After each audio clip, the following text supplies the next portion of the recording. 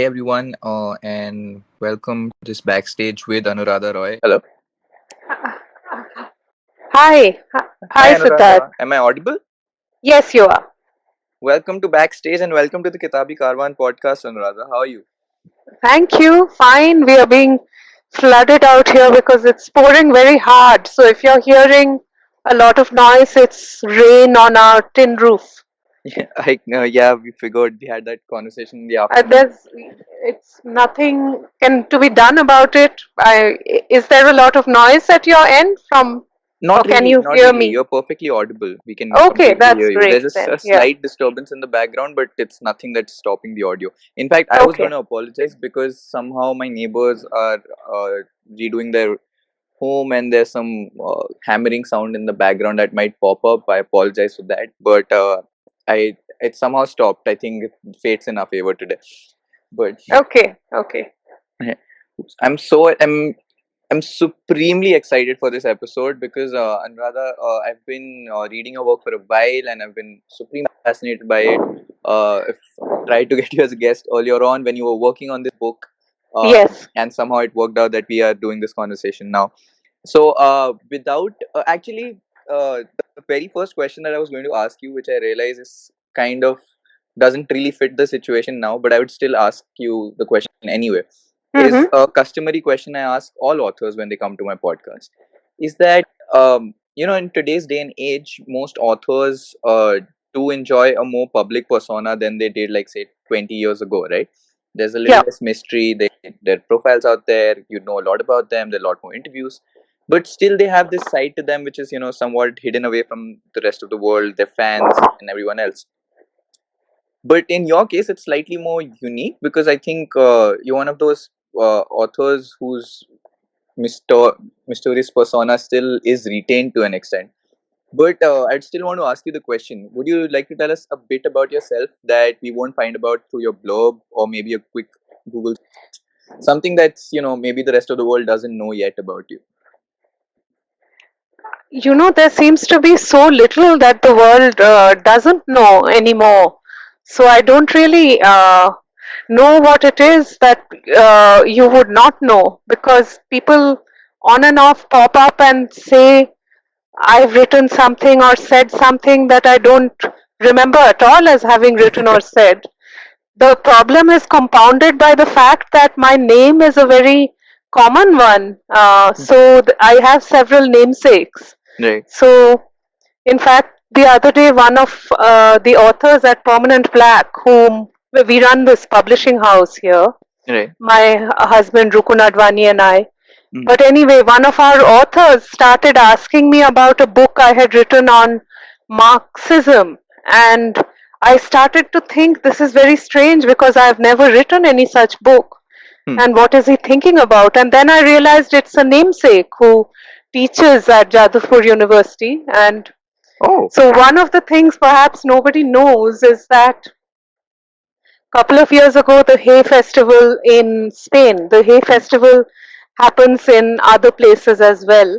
Right. So it was going to happen in Spain, and I was supposed to do one of the lead events with one person as an interview at the festival, and everything was settled, and they had made the poster and all of that, but they ended up sending all the travel stuff to the other Anuradha Roy. Oh my god. So actually, my event had to be cancelled, and she went and spoke on Indian Marxism over there. Oh wow. Oh wow. I thought to remedy the situation instead of doing this, but this is wow. Okay. But I think I do get it though. Because I think so I've spoken about your work to a couple of my friends also read, Mm-hmm. and more often than not, and I'm really sorry about this, but their first reaction is, "Are you sure you don't mean Arundhati Roy?" Because Of course, right, because the names are phonetically similar. Yeah. exactly. But in that sense, your work absolutely stands apart, and I'm always blown away by the way you write, and I have so many questions about it for you. But coming to the Earthspinner right away, right? Mm-hmm. Uh, what was the exact inspiration behind the book? I mean, what was there a particular idea? Did the horse actually appear to you in a dream as well, which kind of spurned on this central plot point, or was this just something that was kind of planned out very well and meticulously thought out, or just a stroke of an idea? No, I think the horse didn't come to me in a dream, but once I came to know about it, Mm-hmm. I began to uh, dream about it in the sense of thinking about it a lot. It Right. kept coming back to me as an image, which happens to me with most of my books, that there is some kind of very strong visual image that I feel is slightly mysterious, and I have to discover the story around it. I feel as if the story is there and I Mm-hmm. have to go and find it. It's not as though I am going to be writing it. Of course, I know I'm going to be writing it, Right. but it still appears to me to somehow exist in some realm I need to access. Yeah. So I did read about these horses, these immense horses of clay that are made in southern India, Mm-hmm. and they used to be made in Bengal also, terracotta horses. Right. And I had always thought, because I make pots myself, I'm a potter as well, Right. that I one day wanted to combine the two in a book, Hmm. sort of understand what pottery means, what place it has in my life and any other life, Mm. through a novel, to somehow combine it. And this horse became the thing that gave me access to that book. It's interesting that you mentioned that you're a potter, because something that I kind of know drew a thread was that your previous book also featured a woman who was a lot into artwork, right? Who used to paint a lot and sketch a lot, Yes, yeah. right? And that made me wonder, like, what role does art actually play in your writing process, or like is it something that translates back from your life experiences onto the page, or is it just a conscious thought that art is something that you want to weave into your writing? I think that you're very right to point out that the last book had an artist, and yes, there is a scene in which she is trying to also make some pottery. Hmm. Uh, and that book was really about artistic freedom, Right. which in the case, there was a character called Gayatri who lived in the 1930s, Hmm. and in her case, she was suggesting that the idea of freedom was not merely the nationalistic freedom of the country that her husband was passionate about, but that it also meant the freedom to make art, Right. which he was passionate about, but which he ran down as something trivial. Hmm. And in this book, I am really looking at the same question from a different angle, which to me has become a very urgent angle right now, which is the freedom to make art, and in fact, the freedom to live as we want to, which is being opposed by all kinds of fanatical forces of religion or nationalism or identity. Right. And that's absolutely true. And I think Akka's character is one really interesting one which I noticed, because uh, I think most of us who've grown up in India over the past couple of decades, or even earlier, can somewhat relate to this kind of person in and around you. Mm-hmm.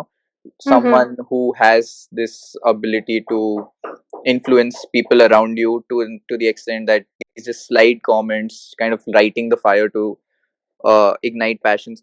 So I found it very odd, particularly that the I know it was kind of disturbing to me, or maybe it ought to be, that the way people reacted in the book, right, to the situation you put forward, the ease Mm-hmm. with which the fanaticism came out was actually shocking. Like, I could feel a pit in my stomach building up as soon as people found out about the horse.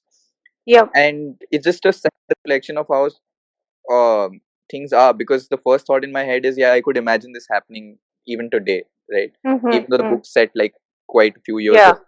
ago. But another, just to take a step back, I would like to ask you about, so something that's always drawn me to your work is the fact that you often explores relationships which most other authors don't, right? I mean, the previous work, even though you spoke about how it was more about artistic freedom, and Mm-hmm. even this one, I found it really curious that the relationship which formed the platform for exploring this was very different, right? In the previous one, it was the eyes of this boy whose Yeah. mother, not I wouldn't want to use the word abandoned, but wasn't with him since he was 10, 11, right? Yeah. And Yeah. here we see it through the eyes of the different equation, right? Where we have Sarah and Ilango's equation, which is not just a teacher and student Mm-hmm. relationship, but also extends beyond. He takes it to school, tells her stories, right? Mm-hmm. So again, Oh gosh, your voice has disappeared. relationships you want to use to I can't hear explore. you anymore. I lost you for quite a few seconds. Oh, can you hear me now? And now I can. Yeah. Right. So the question is that, are these relationships particularly chosen, or like are they do they just flow to you that these are the ones which you want to explore these eyes from? Why not conventional equations which most people end up writing about? Why is there a conscious decision to move away from them? No, I don't think I start out by trying to be unconventional at all. It's just how the novel uh, appears to structure itself, not involuntarily, but I was interested in these questions of uh, class as well, because pottery, as you know, in India, potters are a very, very poor and marginalized community.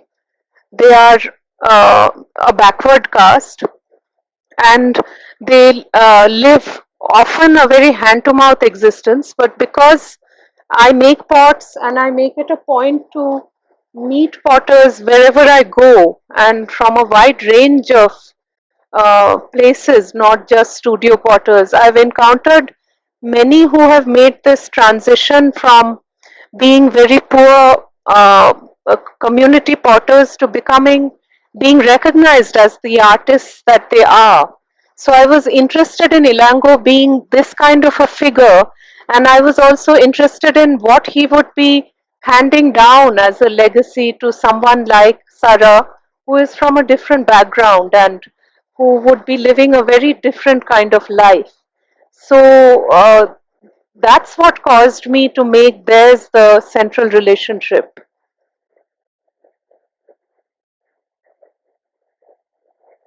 Hello? Hello? Yeah. Sorry, I just didn't realize I was in mute. I There was that hammering noise coming at my end, so I wanted to Okay, adjust that. okay. Yeah. Sorry. So that's a very interesting take, but then it also drags me back to your previous work, right? Why Mm-hmm. that curious equation of having when the goal was to explore artistic freedom, why the eyes of a boy who felt abandoned from his mother? Why was that the central figure for that particular? Well, I don't think that I mean, particularly my novels, when I write them, and are never about any one thing. They are usually about many different things, and they have quite a number of layers or storylines going on together, which come together in some way thematically. In the paths crisscross. Even if you look at my earlier books like Sleeping on Jupiter, which literally had people converging as travelers on a beach, and their stories keep crossing in and out of each other, and each one brings a different kind of theme or story to the novel. So within these layers, in all the lives we never lived, the perspective of the boy as he understands the compulsions that drove his mother to go away are as important as the discovery of those compulsions, which was artistic freedom, among other things. So, and it's the same with the Earthspinner, that there is not just religious hatred or a teacher and a student, there is also a dog at the center of the book. So, there are many different kinds of things which make up the world of the book as they make up our own actual worlds. Right. Right. Okay, so Anuradha, I'll just take a step back again because we've been talking about the theme of artistic freedom, right? And I'll just take a minute to kind of set the context for what I'm going to ask you. Okay. Because there was this line right on the cover of the book, which is, I think, by Marie Arana from the Mm-hmm. Washington Post as a review Yeah. for your book. This is why you read fiction at all.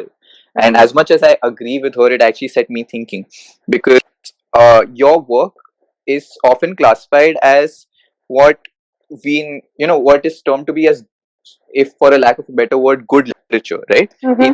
It's well written, it's subtle, it plays with the language, it falls into everything that can be generally, let's say, if I can say, an English professor or English teacher would talk about to the students, right? They would recommend Mm-hmm. reading these books. Okay. Mm-hmm. But on the other hand, you have over the past maybe decade and a half, the emergence of pulp fiction a lot more in India, which is easily written fiction Yeah. which is not very verbose, not trying to be very subtle with what it's trying to say, and focuses rather more on stories, and stories to the extent that they're very simple, to the point. They don't really have nuances or intricacies, or maybe not hidden nuances, right? Mm-hmm. I want to ask you, what is fiction to you? Is fiction the narration of a plot, or is it actually going much more beyond than the story, the plot, and dealing with much more complex questions and expression of emotions? That's a very interesting question. Uh, I think one of the most vital things about fiction for me is the language, the way it is written. Because I find it the main reason why I find pulp fiction often difficult to read is not because they are, they have simple plots or whatever. They often have extremely good storylines, in fact, but it is the lack of sophistication in the language that I find just a little boring after a while, that there's nothing to discover in the language. But having said that, what is fiction means very different things at different times, because sometimes you're in the mood for a thriller, but I would like even that thriller to be very well written. So I really love to read the Nordic thriller writers like Henning Mankell and Indrid Sen and Karin Fossum, who are all translated, but beautifully translated, racy books, but with great language. So I think what I'm looking for is very good language, and then I do look in fiction for a world to grow, which absolutely immerses me and sucks me in, so that all the people and that world are absolutely real to me, and I want to be in it, and that's why I'm reading the book. And then other things come to you, like thought and themes and what you find from that book, which make you pause. Hmm. That's actually a very interesting answer because I completely agree with your view, right? I think for me as well, fiction has always been about the depth of the language and what it stirs within me when I read it, right? Mm-hmm. And that's one thing that's always drawn me to your work, that I completely get absorbed by it, right? I feel as if I'm a part of the world that you're trying to create or narrate. But Mm-hmm. just one last question about your work before I move back to something more about you. Yeah. I found Chinna or Taki, whichever name Yeah. readers would prefer.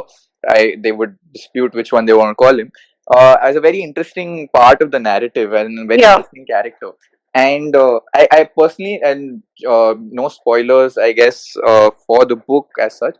The end slightly left me disappointed because I was hoping she would somehow stir inside him, right? That he would at some point. Time. Uh, Again, it would have been a very difficult choice for you to make, I guess, to not have that acknowledgement put in there. Yeah. So, what was the thought process behind this? Like, were you trying to like kind of reinforce a message that not every time your I know that owners' love for their pet might be reciprocated, and a much more broader idea about how love exists in the world, or was it just something that I don't know? I'm actually at loss of words for this. But what was the process behind it? No, I know that when I was writing a book that would contain a dog at the center, I have many friends who are dog people, and dog people, including myself, really dislike reading books with dogs because we know that the dog will be killed by the end of the episode, by the end of the novel. Very often, books about dogs like Marley and Me and My Dog Tulip and so on have end with the death of the dog. Right. So it was quite important for me to tell my friends, I'm writing this book, it has a dog, but the dog will not die. Right. So I thought I would even put a disclaimer in the beginning saying the dog in this book does not die, so that people are not discouraged by the end. But the thing, what you're referring to at the end, which I won't tell your readers in case they read the book, Mhm. is really a completely, I mean, I wasn't trying to give any kind of message, but the fact was that between the beginning when we encounter the dog first and the last scene, the dog has become about 12 years old. Right. And that's what you need to keep in mind when you think of the dog encountering someone from his past. That it's an animal who has relied on a sense of smell and some intimacy as a very small baby with some people. So, what would be logical in the end? I was really going by that, and it can be, of course, unhappy making for people. Right. But to me, what is reassuring about the dog is that he's the archetypal Indian stray dog. He goes from person to person. Everyone calls him by a different name. But he is also a kind of idealized dog because he never faces any cruelty. He gets love wherever he goes his whole life. And he brings people together in the book. Right. Wow. So I actually, this reminds me of a very odd thing that I'd seen on social media earlier about how, when a poet writes the sky is blue, Mm. and readers or like professors or critics kind of tend to interpret what that means when the author generally actually meant that the sky is blue. And I think this is one of those situations Yeah. where I Yeah. think I just read a bit too much into your book. But I think that's just because I've come to just explore the subtlety of your work so much. I think I Yeah. end up reading a lot more into what you're Mm. writing. But okay, so Anuradha, I'll just pull back from your work and ask you a question which always is on my mind. I mean, I always like to assume, and in most cases I'm right, that authors are voracious readers themselves, right? Mm-hmm. I mean, it could just be in terms of pure interest or in terms of honing their skill, their art, right? Yeah. But so am I right in making that assumption that you're a voracious reader or you've been reading all your life? What's your relationship with reading been? Yes, I can't live without reading, and I have been reading all my life. Hmm. But and I tend to read two or three books at a time, in the sense that I'll probably read different kinds of stuff during the day, but at night I like to read fiction almost always. I do read quite a lot of non-fiction, especially narrative histories or travel things like that. Mm-hmm. And in fiction, I have a whole lot. I constantly read new writing, but that's by that I don't mean writing that has been written yesterday, but writing which is new for me, Right, writers who are new for me. right. So, in fact, I'm reading a Canadian writer called Carol Shields right now, Okay. who has some wonderful books which I'm discovering. So, I just feel absolutely like I would be denied water if I were denied reading. I'm so glad to hear this from one of my favorite authors. Just reassures my love for the art of reading and your work. Well, I think writing happens from reading. I think that if you don't read, I had, to my amazement, at one of the literary festivals, when literary festivals used to happen, I had met a writer who very proudly said that he never read. He never read anything at all. And I really was absolutely gobsmacked by that. How do you write if you don't read? Because writing grows from the soil that reading creates. Otherwise, you wouldn't be writing, I I think. I think I know the author you're referring to, but uh, but I think that's actually really inspiring, because I think there are bunch of aspiring writers also on this forum. So I think that's uh, really inspiring for them to hear this. And I think the same. I personally look at, not that I'm a writer myself. I write a Mhm, bit, but not a published one. But I've always seen reading as something people can turn to for honing their art, right? mhm, It's the same way you would go back to practice any sport or any other form of art that you like. When you sketch over and over again, mm. the only way to improve your writing would be to just read more and expose yourself to different Yeah, kinds of absolutely. expressions Yeah. and try and learn, right? But so Anuradha, are there any authors that you kind of aspire to be like, or who inspire you to write more, or ones which maybe the standard that you measure your writing by? I think my most, because you tend to have different writers you're reading at different times. So they recede and come into prominence in your life. But one person who's remained a constant for me is the Canadian writer Alice Munro, who Oh, is now quite old, and she lives in a very small town in Canada. And I really go back to her. She writes long short stories, right. and they linger in my mind for ages after I've read them. They are, many people don't like open ended stories or novels. I absolutely love them because they keep echoing in my mind. And in her case, when you finish reading one of her stories, you close the book and you wonder, what did she just do and why is this affecting me in this way? Because you simply can't put your finger on what she did in that story that makes it so incredibly meaningful and magical to read. So she's a very rich and wonderful writer for me to return to. And the other thing I really like about her is her complete lack of interest in success. She is happy to be in the town where she is. She is not on any kind of social media. She has won the Nobel Prize. I guess she doesn't need to be on anything anyway. But even when she was a nobody, she was like that.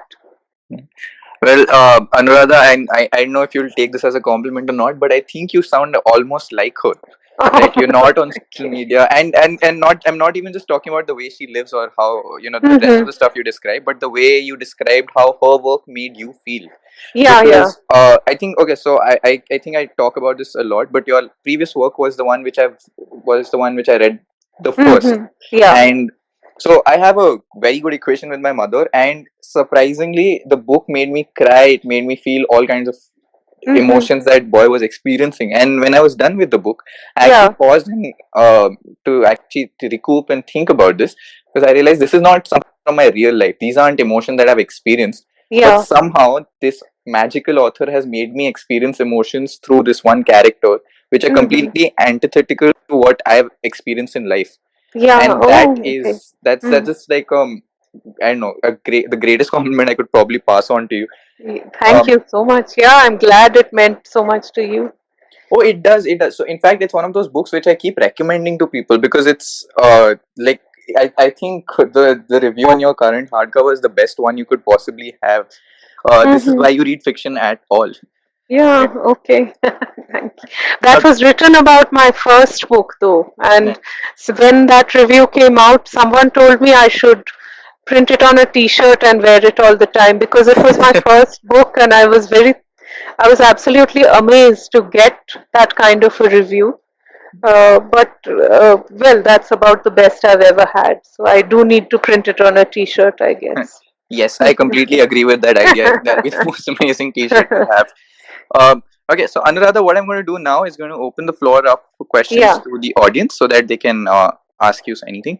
Guys, if you have any questions, you can just raise your hands, or you can request to be on the speaker board, or you can type in your questions in the comment box, and we can have you recognized so that you can ask. I'll just I'll let people have a minute to kind of assemble, if there are any questions for you, that is. Okay. Uh, Well, and in the meantime, Anuradha, I would like to ask you, what are you reading right now? You said you read a few books simultaneously, which is something that I end up doing as well. I read one fiction, one non-fiction, and one audiobook at a time. Yeah, yeah, Wha- okay. Okay. I, So, what about you? I just finished a book by an American, a very young American author called Madeline Miller. Oh, nice. And she wrote a book called, her novel is called The Song of Achilles, Yes, yes, yes. which is a very beautiful and powerful book about the Iliad as seen through the eyes of Patroclus, who she says was Achilles' lover. So it's a very tender and heartbreaking love story as well as an epic told from a different perspective. So I loved that book. Oh, it's absolutely fabulous because I mean I've read her other book. It's called Circe, Yeah, I right? just bought that because It's after this I bought that too. it's again. I think. I mean, I have a song. I am on the opposite end. I bought a Song of Achilles, and that's something I'm going to read. But Circe is absolutely fantastic. So I can, and the way she writes is absolutely fantastic. Hmm. Mugdha has a question for you. She's mentioned it in the comment box. Fab interviewed. Just intrigued about Yeah. what you watch. Uh, That's a very interesting question. What is it that you watch, Anuradha? well, I watch the usual stuff everybody watches now. There's quite a lot of cinema on Mubi that I watch. Mm-hmm. There's a wonderful Iranian director called Abbas Kiarostami, and I was watching his films, and one of the films was had this French actress Juliette Binoche, Mm-hmm. and she's just showing a visiting writer around a small town of France.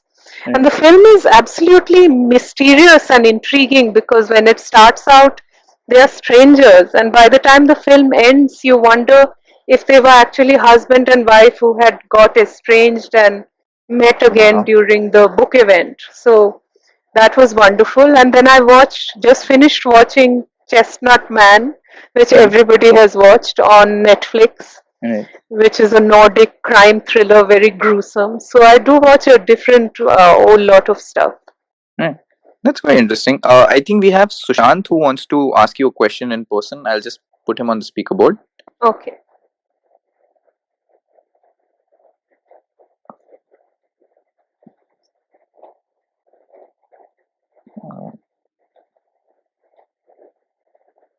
Uh, is Sushant here?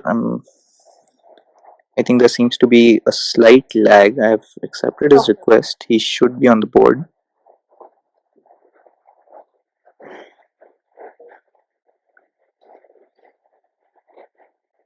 Sushant, you can type in your question in the meantime, and I'll just try to add you to the board. And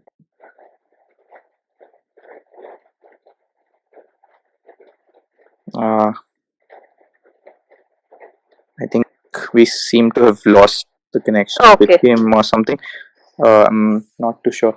Although, from what you were describing, I don't know if you've seen this before. There's this really popular trilogy by Richard Linklater called the Before series. Oh, is that Yeah, it's something I think you'll enjoy. okay? I'll write that down. Yeah, it's a very interesting premise. It starts in 1995, Mm-hmm. and I'll take like a minute to narrate it because one of my Yeah. favorite trilogies. It starts in 1995 when there's this man from America who's traveling through Europe and has a flight Mm-hmm. back to the United States in the next morning, and he meets this French girl on the train, and they get off. Somehow they get off in Vienna, and they spend the night together, walking around, talking to each other. Right, Okay. and the next part is set 7 years from then, where they meet Paris, and then 7 years from then, where they're just Oh, on I on see. Kubrick. Right? And the beauty of the movies are that they revolve around conversations these two people have. There's literally Okay. no other major. I mean, sure, there are narratives to the Mm-hmm. film, but it revolves around love and friendship and human emotions that are spoken about.